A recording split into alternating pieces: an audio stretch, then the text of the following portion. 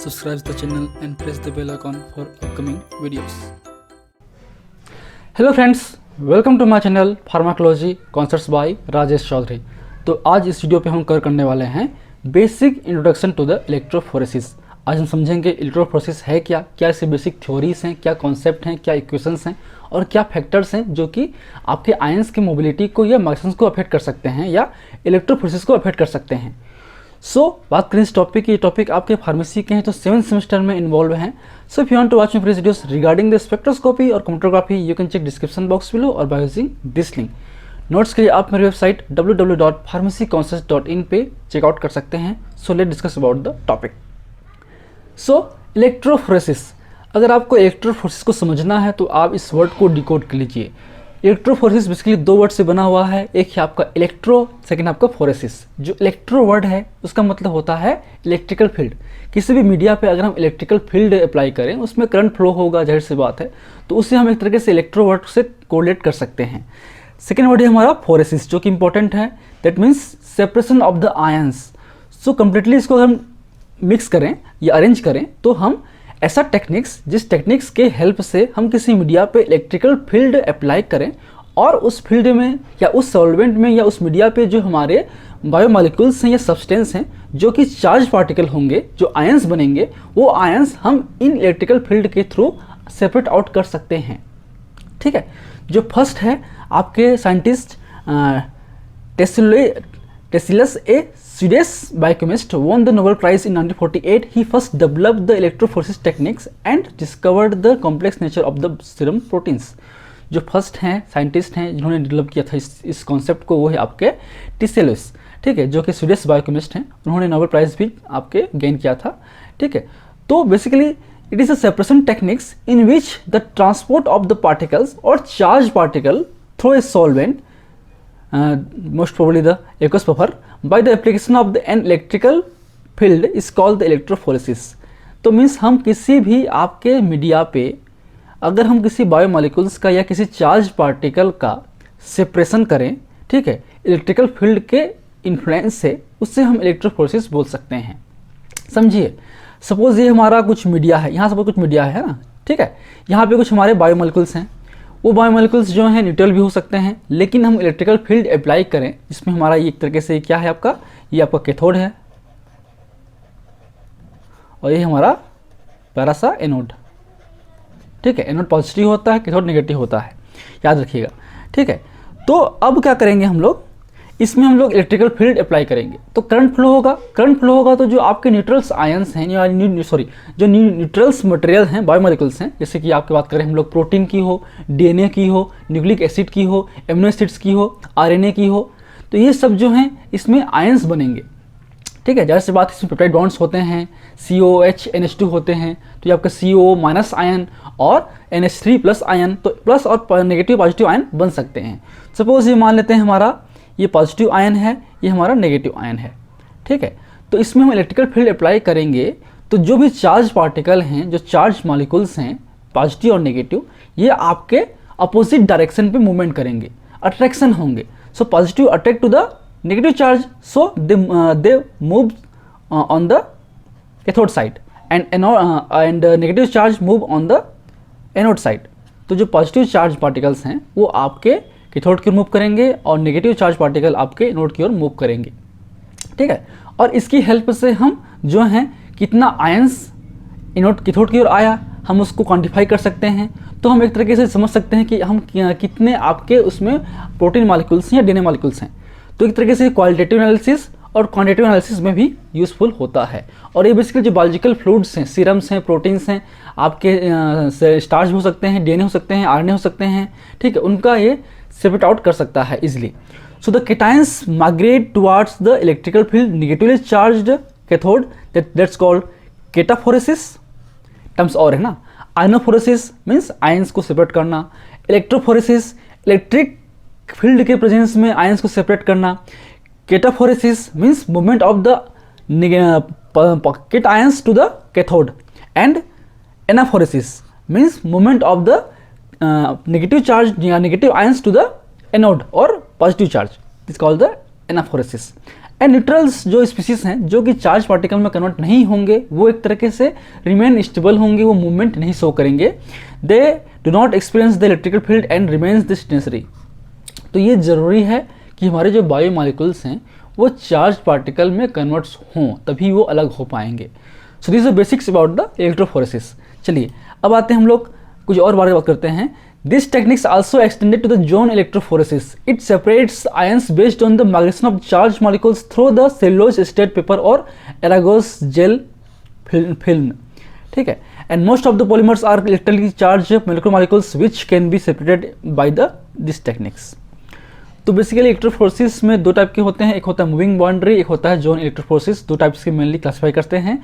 तो बेसिकली जो हम पढ़ेंगे वो हम पढ़ेंगे जोन इलेक्ट्रोफोरेसिस, जिसमें हम किसी फिल्टर पेपर के वजह की हेल्प से या आपके जो सेलुलोज स्टेट पेपर है या एरागोस जेल है उनकी हेल्प से हम मॉलिक्यूल्स को सेपरेट आउट करेंगे। और इसमें मोस्टली जो हैं आपके बायोमॉलिक्यूल्स सेपरेट करते हैं, चाहे वो हमारे क्या होंगे, प्रोटीन होंगे, एमिनो एसिड्स होंगे, ठीक है, आपके जो न्यूक्लिक एसिड हैं, न्यूक्लिक एसिड हो गए, आपके डीएनए हो गया, आरएनए हो गया। तो इन मॉलिक्यूल्स का हम सेपरेट आउट करते हैं with the help of electrophoresis. ठीक है, जोन क्योंकि एक तरीके से जोन में बटा होता है, एक अलग अलग मूवमेंट करेंगे, आयंस बेसिकली मूवमेंट करेंगे, इसलिए हम इसको जोन इलेक्ट्रोफोरेसिस करते हैं। इसमें बेसिकली आपका जो सॉल्वेंट मीडिया है, मीडिया मूव नहीं करता। ठीक है, मूविंग बाउंड्री में मीडिया भी मूव करता है।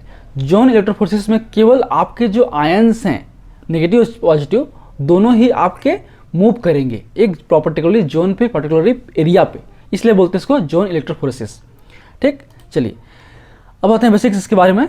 So movement of the charge particle depends on the frictional coefficient which in turn depend upon the function of some physical property such as molecular weight, size.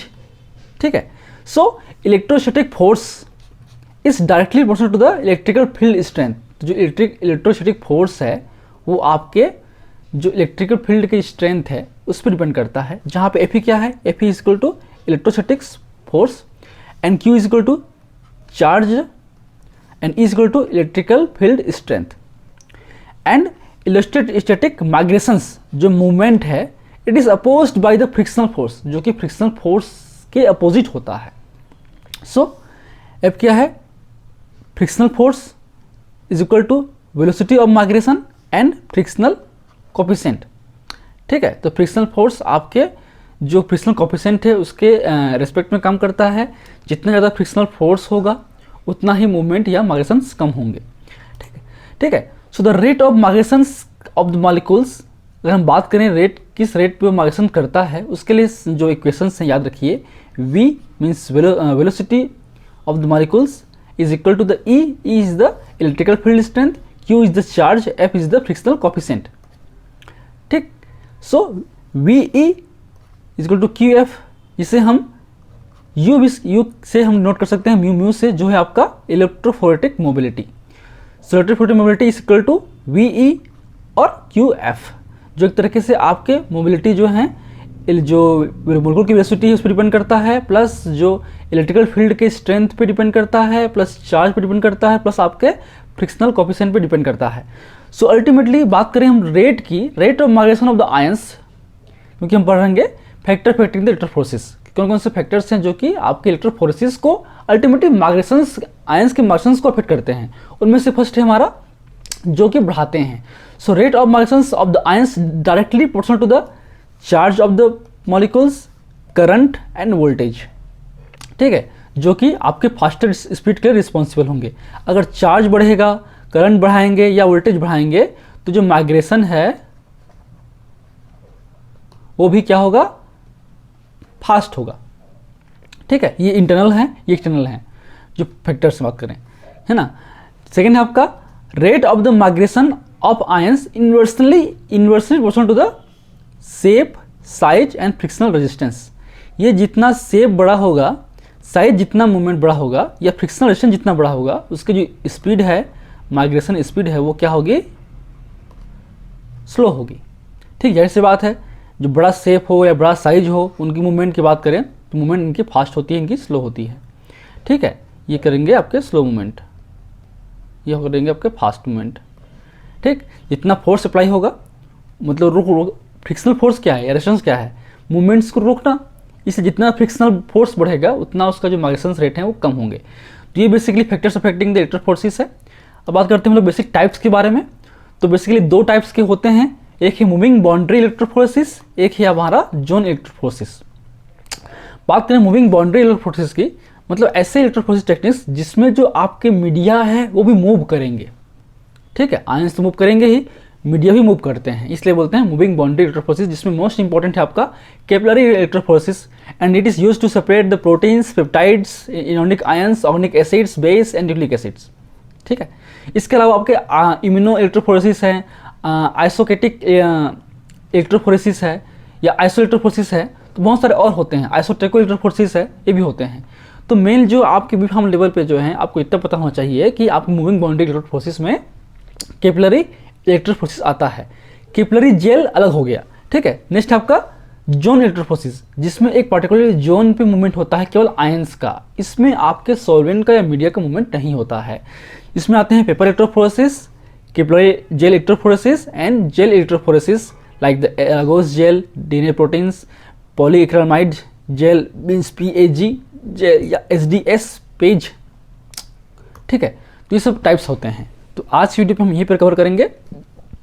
जो next video है उसमें जो basic techniques हैं, खासकर हमारे paper और jail, इनके बारे में बात करेंगे, क्योंकि ये बेसिकली इंपॉर्टेंट टॉपिक्स हैं। इन टॉपिक्स से क्वेश्चंस आते हैं, शॉर्ट नोट्स आते हैं। लिखिए short notes on the gel electric forces और कैपिलरी इलेक्ट्रिक फोर्सेस और कैपिलरी जेल इलेक्ट्रिक फोर्सेस और पेपर इलेक्ट्रिक फोर्सेस। तो इस तरह से क्वेश्चंस आ सकते हैं। तो सिंपल है, इसमें क्या करते हैं हम लोग, एक तरीके से हमारा ये दो जंक्शन है, इन बीच में हम जो हैं हमारे पेपर हैं उसको हम लोग करते हैं और यहाँ पे हम इलेक्ट्रिकल फील्ड अप्लाई करते हैं। ठीक है, एक तरफ नेगेटिव एक तरफ पॉजिटिव। तो जो आपका आयंस का मूवमेंट है इस तरीके से आपका होगा। ठीक है, जो नेगेटिव चार्ज पार्टिकल्स हैं वो पॉजिटिव की ओर जाएंगे, जो पॉजिटिव हैं नेगेटिव की ओर जाएंगे। तो उसके बेस पे हम TLC जैसा ही या पेपर जैसा ही हम लोग जो डिस्टेंस मूवमेंट है ट्रेवल कर रहा है उससे हम कैलकुलेट कर सकते हैं, और इसे हम बेसिकली आपके जो UV कैबिनेट्स हैं, UVs के थ्रू हैं या कुछ फ्लोरेसेंट के थ्रू हैं हम लोग विजुलाइज कर सकते हैं। सो in the next video I will discuss about the paper electric forces and the gel electric forces. I hope you like my videos. If you like my videos, please press the like button, share with your friend, and any feedback please comment on the comment section. That motivates me for the coming videos. In last, thank you, keep watching.